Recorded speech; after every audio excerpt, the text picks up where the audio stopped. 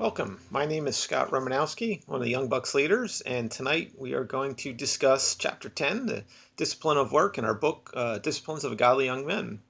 The subject matter here pertains to young guys. Some of you may have some jobs at this point in your life. Some of you guys don't have jobs yet. Maybe you're just doing chores around the house, or potentially it could be old enough and have a regular job or a career. All these points that we're going to discuss tonight will be applicable in your life as a Christian in a workplace, and whether it's taking out trash or running a multi-million-dollar company, it's good ethics here. So I myself have worked for 31 years now. I started working at age 15. I worked at a gas station. It was the first job, kind of neat. And over those years, I landed on carpentry as my profession. And so in doing so, I've had opportunities to work in Japan. And I've built houses and cabins over there, which is probably, I'd say, the more interesting part of my work life. But I've learned a lot over the years, working for people and having people work for me. And so what I want to convey to you guys is, as young Christian men, the way we conduct ourselves is vital to our mission to reach others for Christ. And so we're going to look into what the Bible has to say right now about work. And so for that, we can start in the book of Genesis. In the book of Genesis, as you very well may know, God created the heavens and the earth. He did so, heavens, the earth, and mankind, 6 days. And on the seventh day, he rested. And so it says in verse 26, "Let us make mankind in our image and our likeness, so that they may rule over the fish in the sea and the birds of the sky, over the livestock and all the wild animals, and over all the creatures that move along." And so if God is a worker, it makes sense that we're workers as well. And it says, after 6 days, he ended his work and rested on the seventh day from all his work. So we know that God himself has worked. And I believe he continues to work. If we jump down to chapter 2, verse 8, we read, God planted a garden, Eden. And in that garden, he needed somebody to tend it. And so he put Adam in the garden. And what do we need to do in a garden? We need to tend it and keep it up. So Adam's, one of his first jobs was to tend the Garden of Eden. As well as God decided he would name the animals. And also down in there, we know that Eve was formed from Adam as a helper to him. And so she was with Adam, and unfortunately she was deceived by the serpent, and convinced Adam to eat of the forbidden fruit. And so begins the fall of man. And so it says in Genesis 3:17, "Cursed is the ground because of you. Through painful toil you will eat food from it all the days of your life." The result is that work becomes hard for men and never ending. So we know that God worked, we know that Adam worked, and many other people throughout the Bible have worked as well. And so work is good. It allows us to buy the things that we have today, and buy our homes, our cars, and the things we enjoy, as well as the food we eat. We have to work to buy food, unless you're living off the land somewhere, but that's a little different for most people. And so God has created us each with talents and abilities that attract us to our individual jobs. So what my job might be as a carpenter may be different for what you guys are considering in what you want to do. Whatever task or job God has called you to, you'll be equipped to do that. No doubt about it. I think we're all gifted in very specific areas of our lives, and that will you'll see that giftedness kind of work its way into your jobs as you move forward in life. And so whether we're a restaurant worker or CEO of a billion-dollar company. We want to do that work with integrity and joy to bring glory to our Heavenly Father. In 1 Corinthians, it says, whether you eat or drink, whatever you do, do it all for the glory of God. And so with that brief intro, we're going to jump right into these 4 disciplines that we have for you guys. The first one being energy, right? And I believe if you're new to jobs and you're looking for a new job, that begins with the job search. Back in my day, we actually had to open a newspaper and go through ads and call people, and sometimes just the very idea of that was tough to even do. And so you kind of sit around more so than anything and procrastinate and looking for that job. But I think the energy level will begin in that initial job search. For you guys today, current present day and age, you're not thumbing through newspapers, you're going online. And honestly, maybe the online thing could be a little more daunting than what we had to pick from in a newspaper. So start your job search with some energy, and so fast forward to once you have a job or something to do. You don't want to show up tired for work or unmotivated. You want to be ready to go and at your top level to perform whatever work or job that you have before you.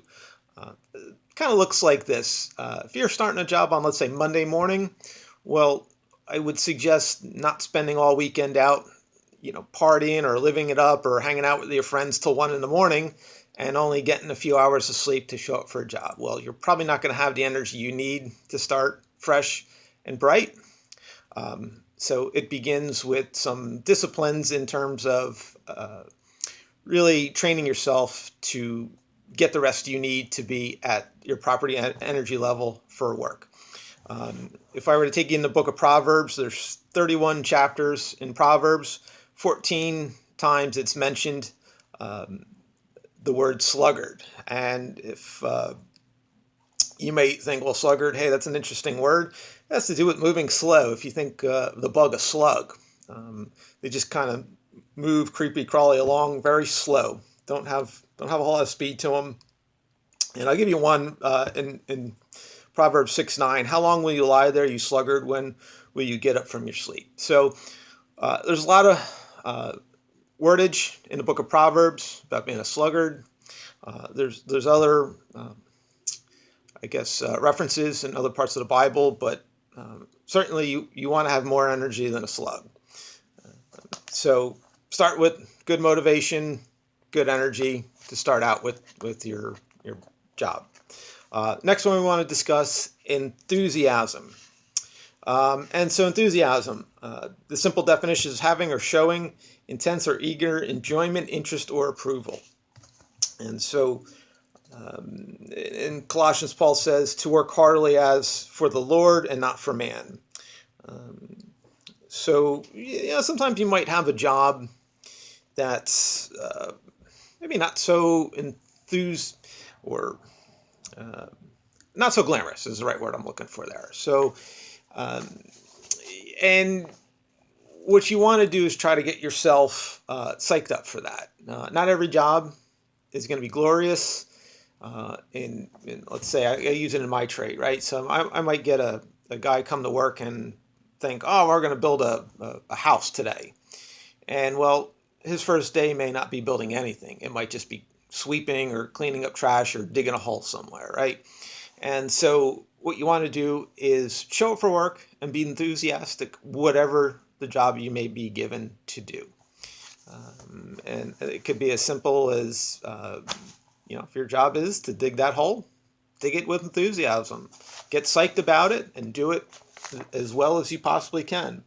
One other, in terms of enthusiasm, it shows potential employers that you work for is be to work early. Don't show up late.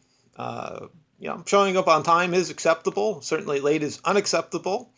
But better yet is if you show up early, that will show a future employer that, hey, I'm serious about this and I'm here and you're enthusiastic. It also may mean sometimes you have to do whatever's asked of you. I'm not suggesting you do anything immoral or illegal. I think that's a whole different subject for another time. But if the boss says, "Hey, go run and get me a cup of coffee," go and do it, and do it to the best of your ability. Sometimes you might even need to stay late to get something done, and that happens occasionally. There's pros and cons to that, staying late, but be willing to do what it takes for the common goal to get your work done. So another area that we're going to go in is the third one, wholeheartedness. And our worldly definition is to do with complete sincerity and commitment. And so I like the example in the book that they used. And that was the example of, I guess it was a kid in a gym class. And they were either doing push-ups or jumping jacks or whatever. But the student would do what they were asked when the teacher was watching. But as soon as he turned his head to go look towards maybe some other kids the other side of class, they would stop and they'd stop working or actually doing the exercise. And so that's a really good example, I think, of work. I've seen it of people not working or not putting their whole heart into it, being lazy. I've heard of people where they would physically go find a place to nap when their supervisors, they would know they wouldn't be looking for them. That does nothing for work ethic. It does nothing to show. It's just bad, right? Just don't do that. Don't get sucked into that. Look, your boss may not see you, know what you, or be able to watch you every waking minute of the day, but certainly God in heaven sees what you're doing, and He knows if you're not giving all of your best to the job.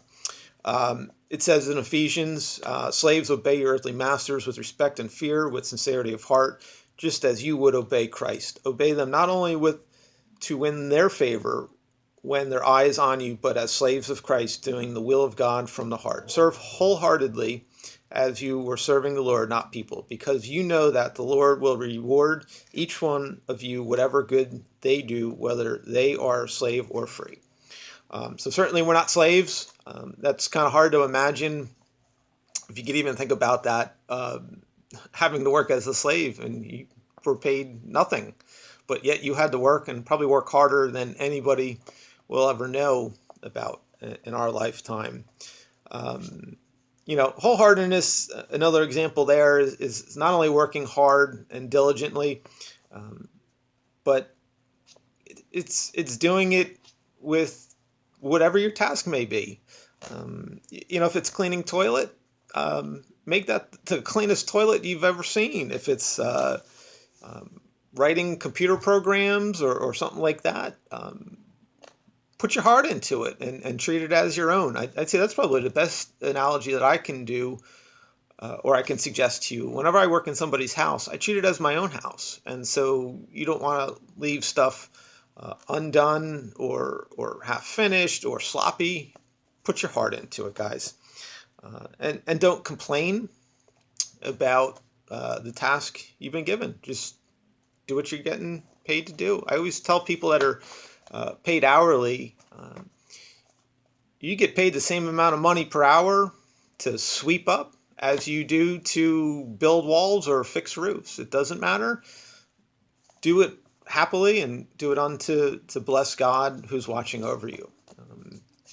And my last topic we're going to discuss is excellence. And our worldly definition for there is the quality of being outstanding or extremely good. I'll take you back to Genesis 31 because it's a good reference. God saw all that He had made, and it was very good. And so I liken that to God checking His work. He went back and He looked over what He had done, and He was happy with what He did. It wasn't okay. It wasn't half done. His work was very good. And so I'd encourage you guys, whenever you're given a task, to complete that task and make sure it is actually complete what's being asked of you. again, if somebody says, hey, go cut that grass, cut the grass, make sure you get all the areas. And if you need to, break out the weed whacker for an area you can't get with your mower, but you want to do all that work with excellence. And in many areas, I would suggest you go above and beyond what's required for your work. Don't just do the bare minimum when you can do a little bit more and impress people with what you're doing. Now, on the subject of excellence, not every employer or person appreciates somebody's willingness or diligence to do things above and beyond. You will find over the years that some people are fine with having you do the bare minimum, and that's okay. If your employer asks of you to do something, you should obey what they're asking you to do, as long as it doesn't conflict with your moral obligations to God, and you're not doing anything illegal to break the laws. But strive to do your work better, especially as Christians. The world kind of looks on us, and I'd say looks a little closer at us, knowing that we are Christians. So do your work with excellence, do a good job. And so those are the 4 disciplines in our book series that'll help us in our work life. I think if you strive in these areas or make efforts to really tame or get a hold of these disciplines, it will make you a better worker, an employee, even if you become a boss someday. These are really good disciplines that you need to have. And so there's, I guess I wanted to share, recently there was a gentleman who, he ended up working in the White House. It was his last job. But he was a 91-year-old gentleman, grew up in the South, poor guy. And as I did some research on this gentleman, turned out he, extremely poor, had no shoes. He'd walked 6 miles to school, dropped out at age 12.